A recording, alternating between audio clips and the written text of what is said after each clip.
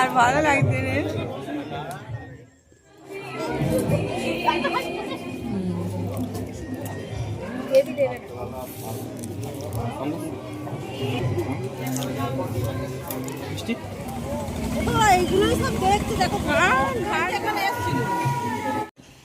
নমস্কার বন্ধুরা, শুভ সকাল।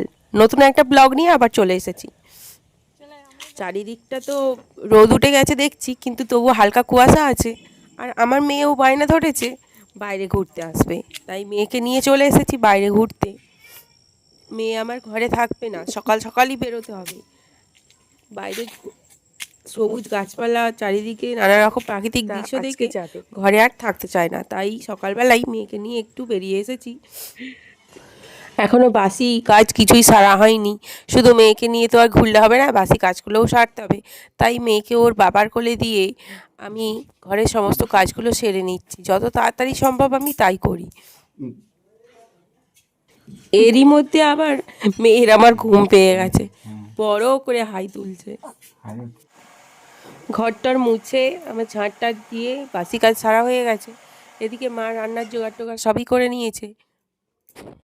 মেয়েটা সকাল থেকেই বায়না ধরেছে আজকে কোলে থেকে নামবে না, আর এদিকে রান্নাও করতে হবে, আবার বাড়িতে গ্যাসটাও শেষ হয়ে গেছে।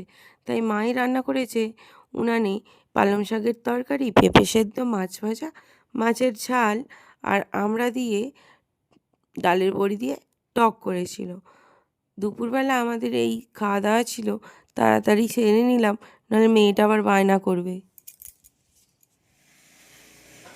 নৈত্রী যাবে এই প্রথম কোনো নিমন্ত্রণ বাড়ি, তাও অন্নপ্রাশনে। তাই ওর আগে থেকেই জামা কাপড় সব বের করে রেডি করে নিয়েছি। ওর পাপা এলে আমরা একসাথে বেরিয়ে যাব নিমন্ত্রণ বাড়ি। বেশি দূর নয়, তার একটু রাত হলেও কোনো অসুবিধা হবে না। আমরা চলে এসেছি নিমন্ত্রণ বাড়ি। এসেই দেখছি চারিদিকটা এত সুন্দর সাজিয়েছে, মানে বলার মতো নয়।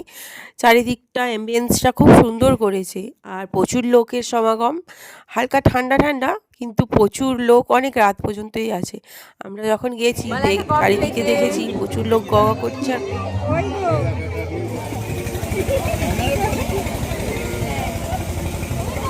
আমি কিন্তু তোমাদের ভিডিও ছেড়ে দেবো বলে দিচ্ছি।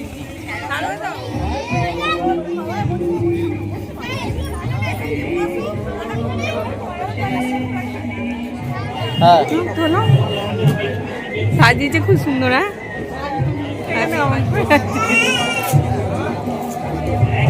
আর ভালো লাগছে রে। দাদার অন্নপ্রাশন আজকে, দেখো কি হলো, মুখটা এরকম কেন? এটা খুলে দাও না, এটা খুলে দাও না। ও দিয়েছি ও সোনাটা। চলো দাদাকে দেখে আসো।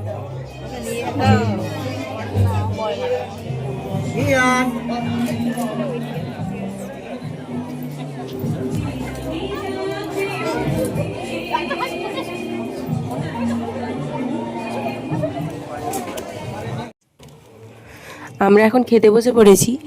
আমার মেয়ে ঘুমাচ্ছে, মেয়েকে শুইয়ে দিয়ে এসেছি, মা আছে তার কাছে।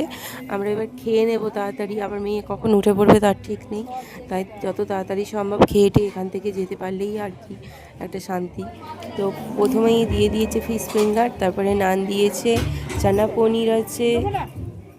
চানা পনিরটা ছিল দারুণ সুস্বাদু, খেতে খুব টেস্টি হয়েছে, সেটাই তোমাদের দাদাভাই বলছিল।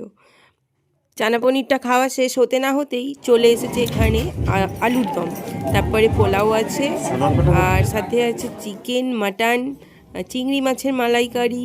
আমি তো দুটো চিংড়ি মাছ নিয়েছিলাম, আর আমি মাটন খাই না, তাই আমি চিকেন নিয়েছিলাম। তোমাদের দাদাভাই কিন্তু মাটন খায়, তো ও চিকেনটা স্কিপ করে গেছে, গিয়ে মাটন নিয়েছে। আর চিকেনটা যা টেস্টি হয়েছিল, আর প্রচুর নরম হয়েছিল, খেতে দারুণ লাগছিল। সব খাওয়ার শেষ পাতে পায়েস, চাটনি আর পাঁপড়, এগুলো না হলে যেন কোনো খাওয়া দাওয়ার সম্পূর্ণই হয় না। তাই এগুলোও আমি নিয়ে নিলাম, নিয়ে চাটনি দিয়ে পাঁপড়টা খেলাম।